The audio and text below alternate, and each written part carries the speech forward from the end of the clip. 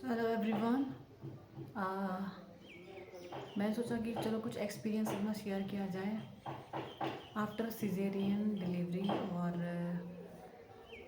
और मेरे पास अभी ये है कि सिर्फ हम दोनों हैं रूम में, तो फिर अभी बोरियत सी आ रही है। सोचा कि वीडियो ही बना लेते हैं। पिछली वीडियो में मैंने बताया था, सारे लोग पूछ रहे हैं मुझे कहाँ डिलीवरी हुई और क्या हुआ है, सारे बधाइयाँ दे रहे हैं।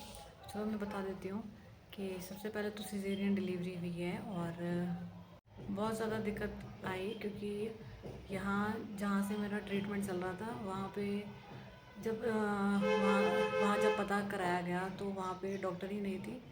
और फिर जैसे अगर अगर हम जाते भी तो उन्होंने कह दिया था कि आपको वापस कर देंगे, यानी कि जो भी पेशेंट वहाँ जा रहा होगा वो मना कर देंगे। तो इसीलिए हमको गवर्नमेंट हॉस्पिटल जाना पड़ा। गवर्नमेंट हॉस्पिटल में जाने के बाद भी उन्होंने भी रेफ़र कर दिया मुझे कोटद्वार के लिए, और फिर मैं कोटद्वार के गवर्नमेंट हॉस्पिटल में गई। कोटद्वार के गवर्नमेंट हॉस्पिटल में जाते हुए भी जो एक हमारे चाचा हैं, भले उनके साथ ब्लड रिलेशन नहीं है हमारा, लेकिन फिर भी उन्होंने बहुत हेल्प की इधर उधर ट्रैवल करने में। तो वो चाचा मुझे यहाँ से सतपुली से कोटद्वार ले गए, कोटद्वार के गवर्नमेंट हॉस्पिटल में। हम सारे लोग चाह रहे थे कि नॉर्मल डिलीवरी हो, लेकिन ऐसा नहीं हो पाया। कोटद्वार के जो डॉक्टर थे उन्होंने भी बोला कि यहाँ पे सर्जन वगैरह नहीं है। तो फिर वहाँ से भी हमें जाना पड़ा दूसरे हॉस्पिटल में। तो हम मालती हॉस्पिटल में गए, और मालती हॉस्पिटल में जाने के बाद उनको भी बोला कि नॉर्मल डिलीवरी वगैरह करने के लिए, बट उन्होंने भी मना कर दिया। और उन्होंने ऑपरेशन वगैरह कर दिया, यानी कि जैसे सी सेक्शन कहते हैं। और पहले तो उस टाइम मुझे कुछ पता नहीं चला, लेकिन जब मैं उस रूम में, यानी कि एक रूम में मुझे शिफ्ट कर दिया गया था, उस टाइम मेरी जो बॉडी थी वो एकदम उन्होंने इंजेक्शन दिया था सुन्न करने का। उन्होंने इंजेक्शन दिया था जिससे असर नहीं हो, जिससे मतलब बॉडी जो है वो बॉडी में पेन वगैरह नहीं होता है। बट जैसे ही मैं उस रूम से दूसरे रूम में शिफ्ट कराई गई दूसरे दिन, तो बहुत ज़्यादा पेन हुआ। मैं सोचा कि मतलब इतना ज़्यादा बुरा लग रहा था कि मेरी जो लाइफ है वो नॉर्मल से एबनॉर्मल हो चुकी थी, और बहुत ज़्यादा दुख हो रहा था। उसके बाद बहुत ज़्यादा मतलब उसके बाद ग्लूकोज वगैरह चढ़े, और बस लेटना ही था, क्योंकि अभी कुछ भी अभी सिर्फ रेस्ट बोल रखा है। और अगर बैठना भी है तो सिर्फ 15-20 मिनट, मतलब ज़्यादा से ज़्यादा 15-20 मिनट, और उसी में मैं वीडियो भी शूट कर रही हूँ। और फिर चलो ये तो कोई बात नहीं, खैर। उसके बाद क्या हुआ कि जैसे ही मैं उस रूम से दूसरे रूम में आई, तो वहाँ पे ये था कि बेड वगैरह मतलब उठाने के लिए भी कोई आदमी पहले उस बेड को कर रहा था, उसका जो हैंडल रहता है नीचे उसको घुमा रहा था, और फिर जाकर मैं उठ रही थी, फिर खाना वाना खा रही थी।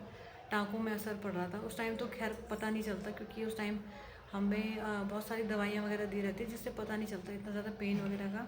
लेकिन जैसे ही आप चलोगे तो आपको पता चलेगा कि कितना ज़्यादा पेन हो रहा है हमारी बॉडी में, क्योंकि आपको तो पता ही है अगर ऑपरेशन है तो पेन तो होगा ही। लेकिन मुझे पता नहीं था कि इतना ज़्यादा पेन होगा। हॉस्पिटल में ये हुआ कि 3 ग्लूकोज चढ़े और बाकी एंटीबायोटिक अलग से। और जो मेरा हाथ था, ये वाला जो हाथ है, इसमें स्वेलिंग आ चुकी थी। ये हाथ बहुत ये जो हथेली है, ये वाला जो पोर्शन है, ये बहुत मोटा हो चुका था और काम नहीं कर रहा था। तो उसके बाद उन्होंने थोड़ा नीचे, मैंने उनको बोला कि ये जो हाथ है स्वेलिंग आ चुकी है इसमें। तो उन्होंने क्या किया कि नीचे सिरिंज लगाई, और नीचे से फिर थोड़ा नीचे यहाँ पे, मतलब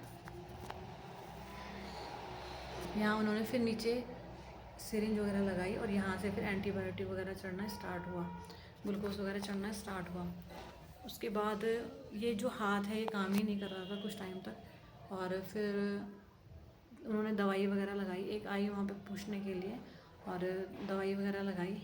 फिर कम से कम 3 दिन बाद उन्होंने डिस्चार्ज वगैरह कर दिया था, क्योंकि हम वहाँ के लोकल भी नहीं हैं। तो हम 3 दिन बाद डिस्चार्ज वगैरह हो गए थे।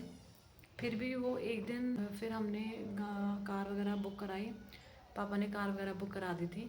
तो फिर वहाँ से आते टाइम भी दिक्कतें हुई, क्योंकि जैसे ही रोड वगैरह थोड़ी सी भी मतलब ख़राब हो रही थी, जहाँ पे रोड ख़राब थी वहाँ पे जैसे ही गाड़ी चल रही थी तो झटके पड़ रहे थे, जबकि वो आराम से चला रहे थे गाड़ी, तो उन्होंने बहुत अच्छी चलाई। बट फिर भी क्या हो रहा था कि पेट पे झटके पड़ रहे थे, क्योंकि ऑपरेशन हो रखा था, टाँकों में असर पड़ रहा था उस चीज़ का, और पेन हो रहा था।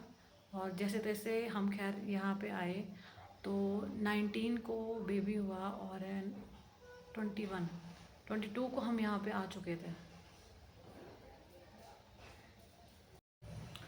बाकी का मैं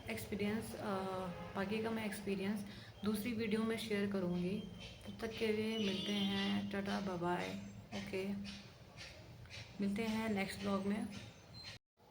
तो यार, एक चीज़ यही मिली सीखने के लिए कि अगर आपको ऐसा कुछ, ऐसी डिलीवरी वगैरह या फिर कोई भी अगर प्रॉब्लम है, प्रॉब्लम भी नहीं कह सकते, अगर डिलीवरी वगैरह करानी है, तो आप सबसे अच्छा ये है कि ऐसी जगह पहले ही चले जाइए जहाँ पे बहुत सारे हॉस्पिटल अवेलेबल हों, ताकि आपको दिक्कतों का सामना ना करना पड़े इस तरीके से कि एक जगह से दूसरी जगह भेजा जा रहा है, फिर दूसरी जगह से तीसरी जगह भेजा जा रहा है, और ट्रैवल करना पड़ रहा है, साथ साथ में पेन भी सहन करना पड़ रहा है। तो बस यही है कि ऐसी जगह जाओ जहाँ पे बहुत सारे हॉस्पिटल हों।